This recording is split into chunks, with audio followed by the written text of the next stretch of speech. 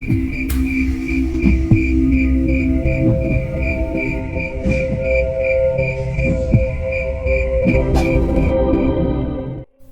lama hingga akhirnya gempa mereda dan sosok itu menghilang.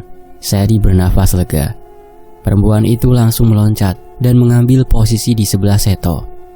"Tadi itu apa?" tanya Seri. "Itu adalah sosok yang mulai datang setelah keluarga Cakrawangsa menyempurnakan perjanjian dengan Sang Cakrawangsa," jawab Seto. "Tunggu, menyempurnakan? Apakah sebelumnya tidak sempurna?" "Ceritanya akan sangat panjang. Lebih baik aku menceritakan batu rubi yang membawamu ke masa ini," sela Seto. Cerita dimulai. Pada awalnya, 3 pendiri atau orang yang berinteraksi dengan Cakrawangsa setelah beratus-ratus tahun tidak menjalin hubungan dengan manusia sudah menumbalkan putri-putri. Baru 2 yang ditumbalkan, Putri Daru dan Teja. Perjanjian berjalan selama beberapa bulan setelah 2 tumbal itu. Namun, perjanjian Cakrawangsa masih belum sempurna. Cakrawangsa membutuhkan tumbal seperti kesepakatan awal. Tumbal yang lahir saat malam Jumat Kliwon. Untungnya anak yang lahir pada hari itu lahir, tetapi mereka harus menunggu usianya 17 tahun. Pada tahun 1990, putri yang lahir di malam Jumat Kliwon berhasil ditumbalkan. Putri yang ditumbalkan adalah putri dari kepala keluarga pertama, yakni Aji. Tetapi sesaat setelah penumbalan, Aji dan kedua saudaranya mati di tempat. Begitu juga dengan istri-istrinya. Dengan begitu, perjanjian Cakrawangsa sempurna, tetapi memiliki dampak negatif bagi warga yang tinggal di sekitar rumah Cakrawangsa. Sosok yang kau lihat tadi adalah dampak yang aku maksud, ungkap Seto mengakhiri ceritanya.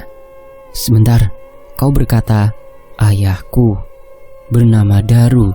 Jangan-jangan umurmu sudah sangat tua?" pekik Seri. "Tentu saja iya.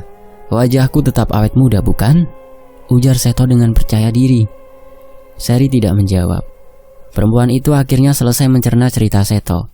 Setelah beberapa menit sesaat setelahnya, perempuan itu menyadari sesuatu. Istri-istrinya ikut meninggal. Lantas, wanita tua dan wanita pemberi kunci yang aku temui saat itu, siapa mereka? Batin Seri. "Baiklah, akan aku beritahu apa kegunaan dari batu rubi itu. Batu rubi hasil pencarianku dan ayahku. Tolong, jangan potong ceritaku dulu," ujar Seto. Seri tidak menjawab.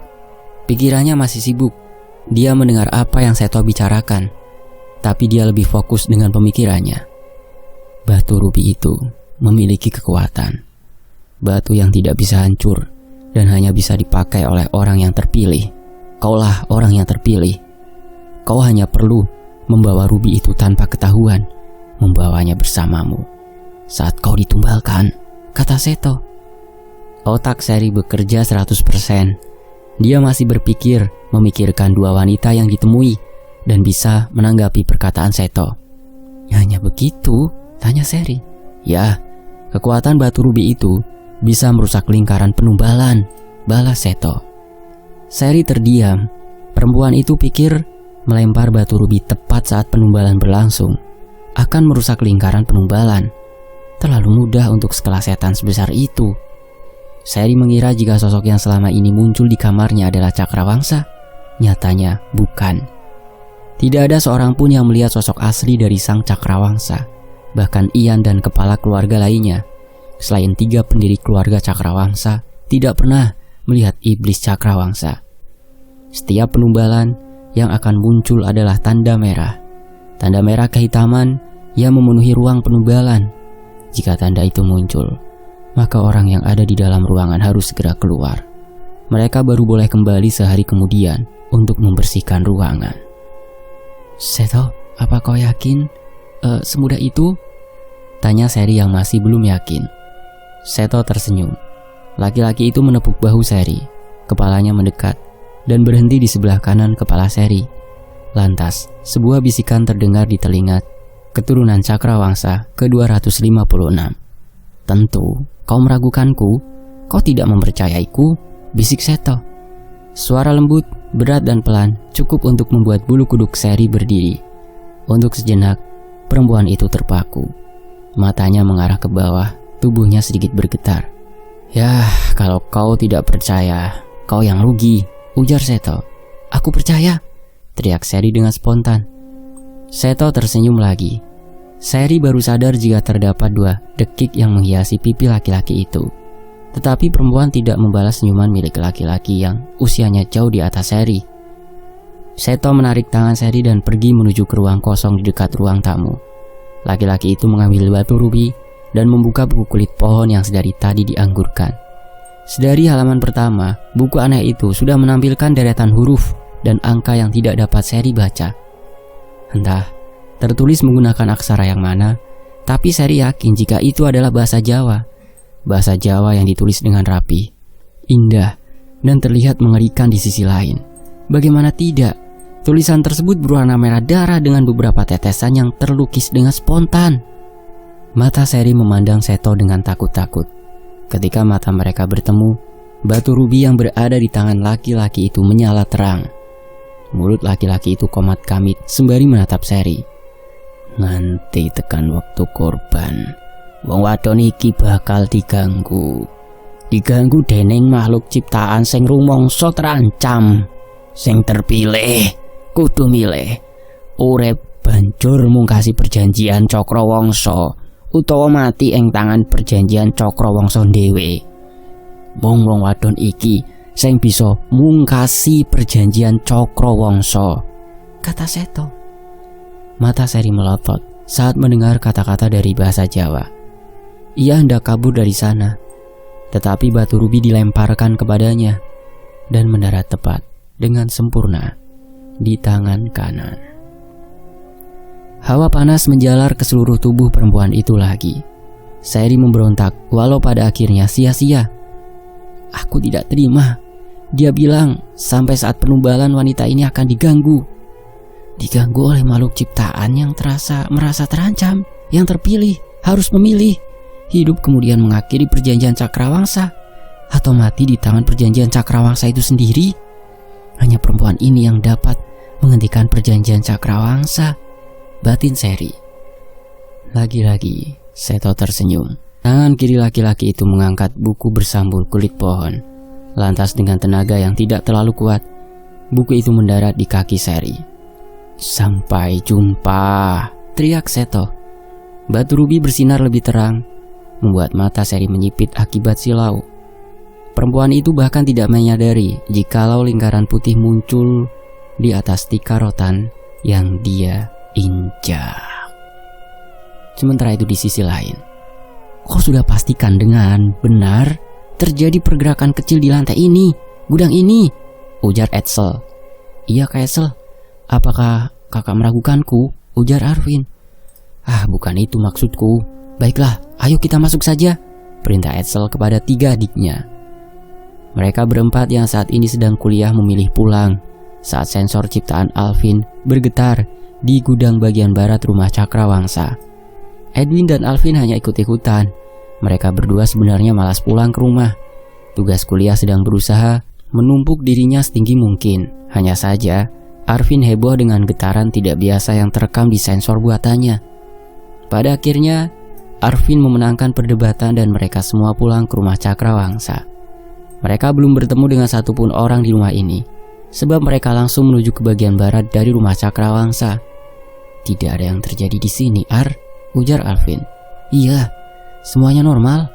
Ruangan ini masih saja berisikan harta milik Cakrawangsa," sambung Edwin. "Sebentar, sensor." Cahaya menyilaukan muncul di tengah-tengah gudang, membuat mata mereka berempat terpaksa menyipit dengan ekstrim. "Berasa di jump scare, tapi menyerang mata," celetuk Alvin. Mata mereka mulai membuka saat cahaya putih meredup. Penglihatan mereka sedang menyesuaikan dengan keadaan gudang. Begitu selesai, mereka terkejut melihat adik bungsu tergeletak di sana, menggenggam batu rubi dan buku kulit pohon yang indah.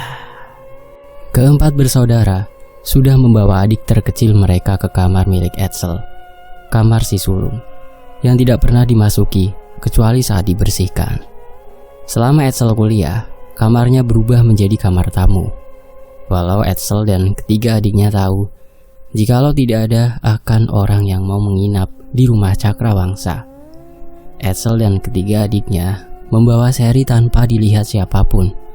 Mereka berempat menyadari adanya keanehan pada si bungsu. Batu rubi dan buku bersampul kulit pohon berhasil menarik perhatian keempatnya. "Menurutmu, apa yang terjadi pada Sherry?" tanya Edwin. "Entahlah, Ed. Apa kau mau mencoba mendekati Sherry dan mencari tahu apa yang terjadi padanya?" sambung Edsel. Mereka sadar tidak ada satupun dari mereka berempat yang dekat dengan Sherry. Kuliah menjadi alasan terkuat untuk berpisah dengan adik bungsu. Yang sebenarnya terjadi adalah sebuah fakta yang menyedihkan. Fakta tentang Sherry yang akan ditumbalkan saat usianya 17 tahun menjadi alasan paling utama. Mereka sengaja tidak membuat momen indah. Alasannya adalah jika Sherry ditumbalkan, tidak ada guratan kesedihan yang mendalam di wajah mereka. Namun, mereka tidak menyadari jika perbuatan itu membuat Sherry merasa diabaikan. Walaupun anak terakhir, Ian dan Miran, itu memilih cuek untuk masalah ini. Perempuan itu sudah terlalu biasa mandiri dan sendiri. Kenapa batu rubi dan buku tua ini tidak bisa terlepas dari tangannya? "Bukankah ini hal yang menyeramkan?" tanya Alvin. "Kalau kau tetap tinggal di sini, maka kau bisa melihat segala hal yang menyeramkan," ujar Alvin. "Benar juga, keluarga Cakrawangsa bukanlah keluarga yang biasa," sambung Edwin. Kamar Edsel yang sedikit berdebu itu menjadi hening lagi. Tidak ada lagi yang bersuara. Semuanya sibuk dengan pikirannya masing-masing. Sementara keempat laki-laki itu sibuk dengan pemikirannya. Jari-jari Sherry bergerak perlahan. Batu rubi di tangan kanannya berpendar-pendar. Sedetik kemudian mata Sherry terbuka lebar dan di waktu yang bersamaan dia bangkit dari posisi baringnya. Mata perempuan itu terlihat memindai ruangan. Perempuan itu merasa asing dengan interior yang ada. Ditambah terdapat bau debu yang masih enggan pergi dari ruangan. "Aku di mana?" batin Sherry. Pemindaian ruangan telah sampai di bagian kanan. Sherry terkejut saat melihat keempat kakak laki-lakinya. Tatapan bingung terlihat di wajah Sherry dan keempat kakaknya. "Kalian?" "Hai," sapa Arvin. "Langsung saja ke intinya. Mengapa kau berada di dalam gudang tadi? Mengapa juga kau memegang batu rubi dan buku tua itu?" tanya Edsel. Sherry semakin bingung. Ia berada di atas dilema. Dilema antara menceritakan atau tidak. Ada banyak pengaruh jika dia menceritakan kejadian yang menurutnya tidak masuk akal. Sekarang pergi ke masa tahun 2000. Bertemu dengan Seto yang sampai saat ini identitasnya tidak jelas. Sherry masih belum tahu siapa Seto sebenarnya. Bagaimana pula laki-laki itu mengetahui perjanjian Cakrawangsa. Seakan-akan ia pernah tinggal satu atap di rumah Cakrawangsa. Sherry merasa bodoh. Ingin rasanya kembali ke tahun 2000 untuk bertanya kepada Seto. Kenapa saat itu aku tidak bertanya ya? Mengapa aku langsung percaya dengan kata-katanya? Bagaimana jika yang Seto katakan adalah kebohongan? Bodoh Sherry, bodoh, batin Sherry. "Woi!" teriak Edwin. Sherry kembali fokus dengan keempat kakaknya. Perempuan itu menghela nafas panjang. Seperti yang kalian tahu, sebentar lagi tanggal ulang tahunku datang. Itu artinya beberapa hari lagi aku akan ditumbalkan. Kemarin aku mencari cara agar tidak ditumbalkan, ungkap Sherry. Mereka berempat terdiam. Kecerdasan yang dimiliki sama sekali tidak bisa membantu. Mereka sama sekali tidak tahu tentang hal-hal seperti ini. Sumber mereka berempat hanyalah sang ayah. Ia mengajari cara menjalankan perjanjian Cakrawangsa. Selebihnya, mereka tidak tahu. Aku mendapatkan petunjuk yang cukup membingungkan. Ada satu cara, hanya saja aku tidak yakin. Oh iya, batu ini juga buku ini. Aku mengambilnya di tahun 2000. Lanjut Sherry sembari mengangkat batu rubi dan buku sampul kulit pohon. "Apa? Tahun 2000?" tanya Alvin. Tidak ada ilmu sains yang membuatmu kembali ke masa lalu dan kembali lagi ke masa depan.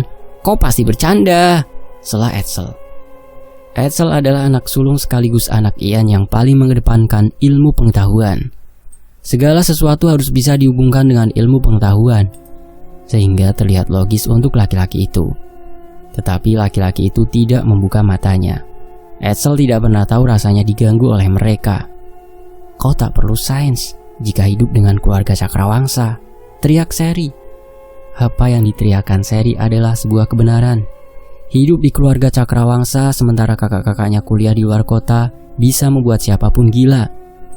Perlakuan keluarga yang tidak baik, dibedakan karena gender atau mungkin karena Seri satu-satunya perempuan berusia 17 tahun yang akan ditumbalkan. Juga sosok-sosok yang meneror warga Cakrawangsa setiap saatnya. Kemunculan sosok-sosok yang meneror warga Cakrawangsa setiap saatnya bukanlah hal yang bisa dijelaskan dengan sains. Oke, kita anggap kau bisa ke tahun 2000, lalu apa? Keluarga ini masih saja mengikuti sesepuh terdahulu. Masih saja menumbalkan anak-anak mereka untuk hal yang tidak jelas, ujar Edsel. Seri tertawa mendengar ujaran kakak sulungnya. Air matanya sampai menetes akibat tertawa. Perempuan itu tidak peduli dengan pandangan aneh dari kakak-kakaknya. Apa kau lupa, Kak Edsel? Kalian semua bisa kuliah di universitas yang bagus karena ritual gila ini. Ritual yang menghabisi nyawa para kaum Hawa Cakrawangsa. Kalian bisa cerdas seperti itu karena ritual ini, bodoh, ungkap Seri. Perempuan itu sudah menyimpulkan beberapa hal, walau masih belum terlalu yakin. Hal utamanya adalah perjanjian Cakrawangsa. Dari cerita singkat yang disampaikan Putu, Dara Puspita, serta Seto, Seri dapat menangkap jika perjanjian Cakrawangsa berisikan permintaan. Permintaan diberi harta berlimpah, serta kecerdasan yang tiada tandingnya. Hanya itu saja yang terpikir di benak Seri. Siapa yang kau maksud, bodoh? Tanya Arvin. Ya kalian. Keluarga ini terkutuk, saking tidak pedulinya kalian. Apakah ayah tidak bercerita apapun? Tanya Seri balik. Cerita? Oh, tentang perjanjian-perjanjian itu. Kami pikir itu hanya dongeng. Kami tidak menanggapinya dengan serius, jawab Alvin. Rasanya Seri ingin memukul para kakaknya yang terlalu cerdas, yang harus membuktikan semua hal dengan sains dan hal ilmiah. Sebuah cerita serius dengan sedikit selubung perintah untuk suatu hari nanti hanya dianggap dongeng belaka. Apa kalian tidak ingat? Jika kalian itu keluarga Cakrawangsa, hal-hal seperti itu bisa saja nyata. Sialan, aku yang akan ditumbalkan selanjutnya. Kalian harus tahu itu. Mungkin saja kalianlah yang akan melakukan proses penumbalan. Aku tahu kalian tidak menyayangiku, tapi setidaknya bantu aku untuk bertahan hidup. Aku mohon. Seri bersimpuh di depan keempat kakaknya. Air mata perempuan itu menetes perlahan, mengingat bahwa waktunya tersisa beberapa bulan lagi. Kalau saja ia tidak mengetahui waktu kematiannya, Seri tidak akan sesedih ini. Nasi sudah menjadi bubur. Seri tahu kapan kematiannya akan datang. Perempuan itu masih tidak menyangka jika hidupnya hanya akan bertahan hingga usianya 17 tahun. Suara tangisan Seri memenuhi kamar Edsel. Sementara keempat laki-laki yang berada di kamar malah bingung. Mereka berpikir keras cara menanggapi tangisan sang adik. Edsel dan ketiga adiknya ingin menenangkan. Hanya saja mereka takut jika salah berkata. Kau percaya? Di dunia ini, penumbalan atau apalah itu hanyalah sebuah kebohongan. Kebohongan yang sudah terlalu kuno. Kebohongan yang dipercayai orang-orang sepertimu, tutur Edsel. Mata Edwin, Alvin, dan Arvin langsung tertuju pada Edsel. Mereka terkejut dengan penuturan kakak sulungnya. Sementara si sulung menunjukkan ekspresi tidak peduli. Edsel tidak memperhatikan isyarat mata ketiga adiknya. Mata mereka seakan-akan mengisyaratkan, "Kau gila?" Seri berdiri dengan wajah sembabnya. Perempuan itu memandang kakak sulungnya dengan sengit. Si bungsu tidak percaya jika kakak tertuanya masih saja tidak peduli. Apa kau bilang? Kebohongan? Kau belum pernah melihatnya. Aku beberapa mendengar, bahkan melihat proses penumbalan. Sedangkan kau..." Tangan Sherry mendarat di pipi Edsel. "Kau mati saja." Suara tamparan masih menggema selama beberapa detik, mengiringi tarikan nafas Sherry yang memburu. Tamparan itu juga membuat Edwin, Alvin, dan Arvin terdiam. Mereka ikut ngilu melihat tamparan keras Sherry. Edsel sendiri masih diam. Tangan kanannya menyentuh pipi kiri, mengusap darah yang mengalir dari bibirnya. Tamparan itu juga membuat hidung si sulung mengeluarkan darah. Tamparan Sherry sangat dahsyat. Selain meninggalkan rasa sakit, tamparan si bungsu membuat bekas biru di pipi. Edsel tidak protes dengan tamparan itu. Ia tahu, ia terlalu mengedepankan sains. Sulit untuk percaya pada hal-hal gaib yang katanya hidup berdampingan dengan manusia. Ungkapan Sherry tidak masuk akal. Bagaimana mungkin membunuh keturunan Cakrawangsa yang berjenis kelamin perempuan dapat membuat kaya dan cerdas?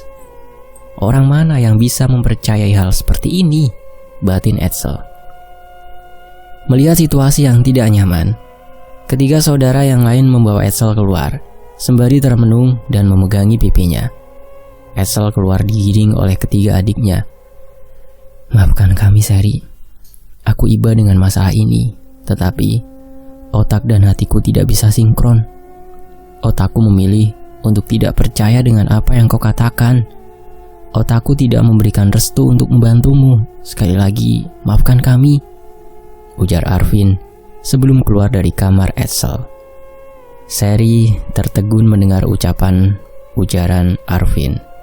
Rupanya hati nurani kakak-kakaknya sudah tertutupi oleh sains. Entah harus bagaimana Sherry sekarang. Memang tidak ada yang bisa kuharapkan dari keluarga Cakrawangsa. Mau tidak mau, Sherry menggenggam batu rubi yang ada di tangan kirinya dengan lebih erat. Mau tidak mau aku harus mengikuti cara Seto. Walau belum terlalu yakin, Sherry akan mencoba menunggu sampai hari penumbalannya tiba. Sampai saat itu tiba, perempuan itu akan bungkam. Ia tidak akan membuka mulutnya untuk siapapun. Sementara itu di sisi lain, Ian mendengar kabar kedatangan putra-putranya. Dengan gembira, pria itu berjalan menghampiri keempat anaknya. Tetapi rona bahagia hilang dari wajahnya setelah melihat keadaan putra sulungnya. "Edsel, apa yang terjadi?" tanya Ian dengan penuh kekhawatiran. Edsel dan ketiganya yang memang tidak terlalu dekat dengan Ian merasa canggung. Canggung dengan perhatian ayah mereka yang dirasa terlalu berlebihan. "Ini hanya luka kecil, ayah," jawab Edsel. "Aduh, kenapa bisa seperti itu?" tanya Ian lagi. Kini pria itu melihat luka lebam Edsel dengan jelas. Bekas biru terlihat seperti pukulan. Sorot mata Ian menjadi tajam. Pria itu lagi-lagi melebih-lebihkan luka lebam anaknya.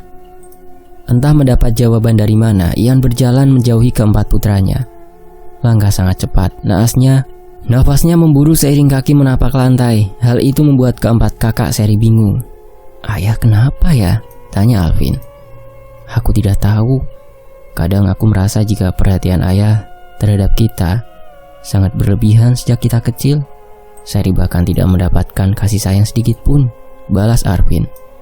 Sementara itu, Ian terus melangkah dengan nafas memburu.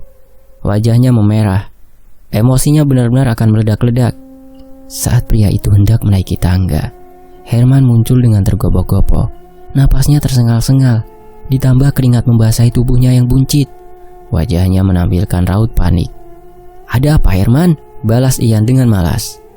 Ian tahu pria itu akan mengatakan hal sepele yang dianggap darurat. Herman yang aslinya cerdas tapi berpura-pura bego, yang menganggap semua hal di dunia ini adalah sebuah kedaruratan. Ian beranggapan jika hal ini terus terjadi, ia bisa saja mati di usia muda. "Sekali lagi, ada apa, Herman?" "Jika bukan hal penting, aku pergi," sambung Ian. "Tunggu, ini benar-benar penting," teriak Herman. Iya, dan apa itu?" tanya Ian dengan raut muka tidak peduli. "Itu harta keluarga Cakrawangsa. Sebagian menghilang, gudang nyaris kosong." Raut muka Ian sangat panik. Langkahnya menuju gudang harta di bagian barat semakin cepat. Apa yang disampaikan Herman terus terngiang-ngiang di otaknya. Bulir-bulir keringat muncul di dahinya. Harta keluarga Cakrawangsa adalah satu-satunya sumber penghidupan keluarganya. Anggota Cakrawangsa sangat mementingkan uang. Jika seluruh harta di gudang harta lenyap, terpaksa keluarga Cakrawangsa harus bekerja. Seluruh anggota keluarga Cakrawangsa bergantung dengan perjanjian Cakrawangsa. Perjanjian yang tanpa sadar sudah membuat semuanya menjadi orang jahat yang egois. Pekerjaan yang lebih sering dilakukan adalah membuat keturunan yang nantinya akan ditumbalkan. Kriteria penumbalan harus dipenuhi. Tidak harus 17 tahun, melainkan satu bayi berjenis kelamin perempuan sudah cukup untuk mencukupi kebutuhan. Tentunya, sifat manusia yang serakah dan tamak membuat mereka tidak puas dengan hasil yang sedikit. Semakin banyak yang ditumbalkan, hasil yang didapatkan akan semakin banyak. Makanya, keluarga Cakrawangsa lebih mementingkan hadirnya keturunan perempuan untuk ditumbalkan. Menurut mereka, 3 keturunan laki-laki sudah lebih dari cukup untuk melanjutkan perjanjian. Sedangkan seorang perempuan harus terus lahir untuk ditumbalkan. Mereka dibuat untuk dipersembahkan, tidak untuk disayang. Keturunan Cakrawangsa yang berusia 17 tahun memang lebih diminati oleh iblis Cakrawangsa. Hasil kekayaan, kemakmuran, serta kecerdasan yang didapatkan akan lebih berlimpah. Pada dasarnya, manusia bukanlah makhluk yang penyabar. Manusia ingin semuanya instan dan tidak berlama-lama. Keluarga Cakrawangsa mengadopsi sikap manusia yang jelek ini. Mereka lebih memilih setiap saat bergelimang harta dan tanpa berusaha, daripada menunggunya selama 17 tahun dan hidup pas-pasan. Yang mereka lakukan bukanlah hal yang baik untuk membuat Sherry menyerah dengan hidupnya, sehingga penumbalan tidak harus di usia 17 tahun. Mereka hendak membuat Sherry menyerah dengan tidak berinteraksi dengannya dan cenderung menjauhi anak bungsu Ian itu. Namun bukannya menyerah, Sherry malah merasakan kejanggalan dengan sikap keluarga Cakrawangsa. Perempuan itu menghubungkan masalah interaksi ini dengan para sosok mengerikan yang datang. Bersambung, bagaimana perjuangan Sherry untuk lepas dari jeratan tumbal keluarga Cakrawangsa? Nantikan bagian berikutnya hanya di Fakta Sejarah. Terima kasih untuk penulisnya M. Sinens, akun Wattpad. Linknya ada di deskripsi ya. Buat teman-teman yang pengen baca dulu, monggo silahkan. Dan terima kasih buat teman-teman yang sudah menyimak kisah ini. Saya pamit. Wassalamualaikum. Alhamdulillah.